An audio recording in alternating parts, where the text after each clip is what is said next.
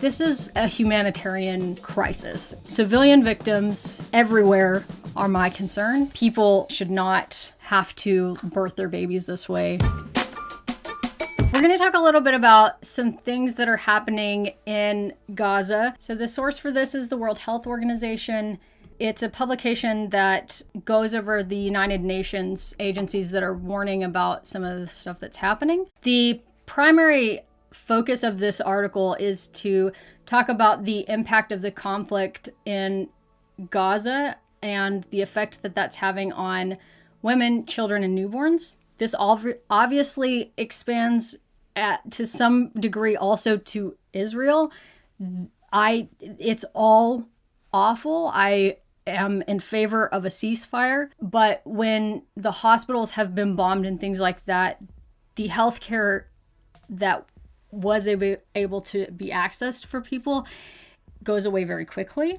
And so I think it's specifically important, just given what I do, that we talk a little bit about this. So United Nations has put out warnings about this, and basically 67% estimated of all the casualties in Gaza have been women and children. So at the time of this publication, it was 2,326 women and 3,760 children. The healthcare challenges that these people are facing is being bombarded with damaged or completely destroyed healthcare facilities, massive displacement, not having clean water, having electricity shortages, restricted access to food and medicine. About 50,000 pregnant women are estimated to be living in Gaza, and 15% of those are likely, just from a medical standpoint, to face some kind of complication, even the absence of all of these things going on. Limited access to obstetric services is also a problem. Maternal deaths will likely rise, according to the United Nations. That's even before you take into consideration the psychological turmoil that things like this can have on anyone, and do have on everyone, but especially if you are also pregnant and trying to figure out how you will safely deliver a baby. Malnutrition is not uncommon in this area in general, but the addition of everything that's going on and the unrest and food insecurity that they're experiencing is another concern. There are lots of reports of increased risks of neonatal death, of not being able to access hospital facilities for the baby if there's a preterm birth or some kind of complication going on. And hospitals are running out of fuel, which endangers all of the premature babies, but also everybody else in the hospital. On November 1st, the Crucial Maternity Hospital was bombed, and over half the population of Gaza is now sheltering in UN RWA facilities in dire conditions. And according to the initial assessments by them, 4,600 displaced pregnant women and 380 newborns are living at those facilities. There is an added concern when you're living in close proximity in places like this that there can be infections traded around, and that is dangerous for everybody, but people who are pregnant are at an increased risk of severe illness related to any kind of respiratory infection that they may come in, well, any kind of infection, but specifically respiratory infections that they may encounter. And that is even more of a concern when you're living in really close quarters with a lot of people. The UN has dispatched supplies, but they obviously are still in need of way more than the United Nations can get there at this time. There's a need for safe access to medicines, to food, to water, to fuel.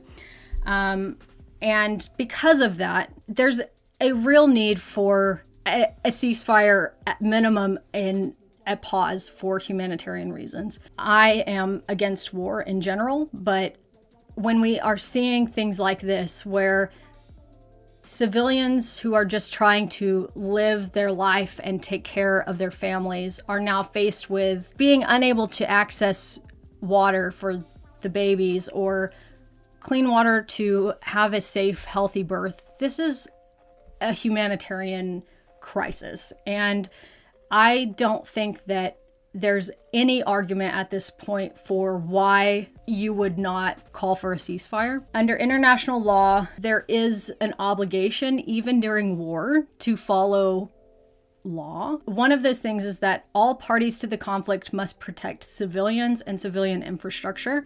This is obviously not happening. The right to health care for all civilians is something that should be honored, and that goes for everybody. So obviously we've also seen reports of Hamas hostages who are not receiving adequate health care either. Also not okay.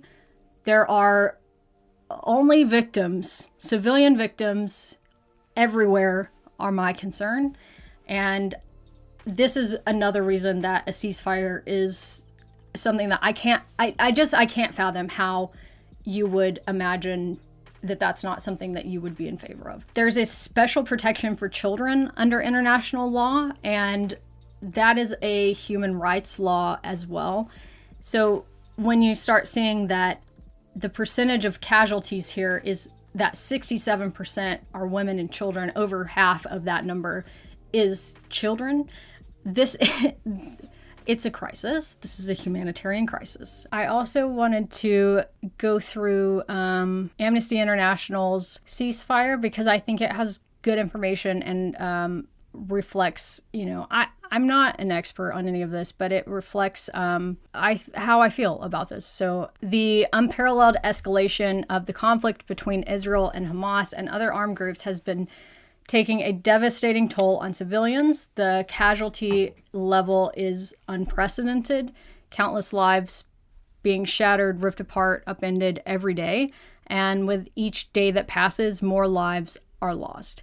The humanitarian catastrophe in Gaza is only worsening, and they have this petition for a ceasefire, basically with a goal to end civilian bloodshed on all aspects and to ensure humanitarian aid access to Gaza. So what's the problem? Civilian deaths are rising at staggering rates, and in response to the horrific attacks in Israel launched by Hamas and other armed groups, that resulted in 1,400 people being killed, abduction of civilians. More than 10,000 people, mostly civilians, have been killed in Gaza, including indiscriminately and through unlawful acts, as noted by the World Health Organization and the United Nations.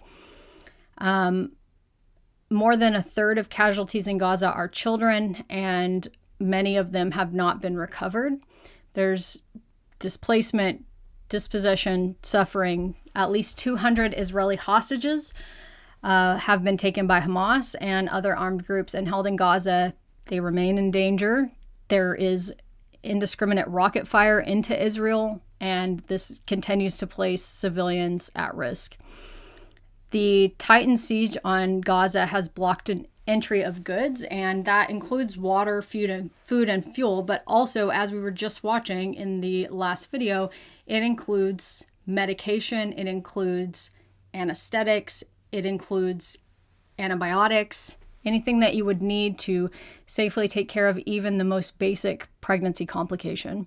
The humanitarian crisis that is going on in the Gaza Strip is only going to get worse, and there are serious violations of international humanitarian law, including war crimes, by all parties as the continued conflict moves forward.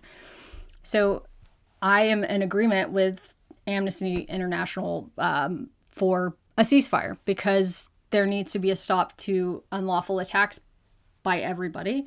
The death toll in Gaza is still climbing, and aid agencies can't get there. There was a statement by some healthcare professionals who said that they would stay in Gaza Strip even if they were in danger, but you also have to consider the fact that people who would be willing to go there to assist with the civilian displacement, medical upending, all of that, are not able to safely do that unless there is reasonable expectation that we're not going to be bombing hospitals. There needs to be time for independent investigations to take place and tackling the root cause of the conflict, they mention ways to do that, but I don't know enough about all of this to weigh in there. And my main concern is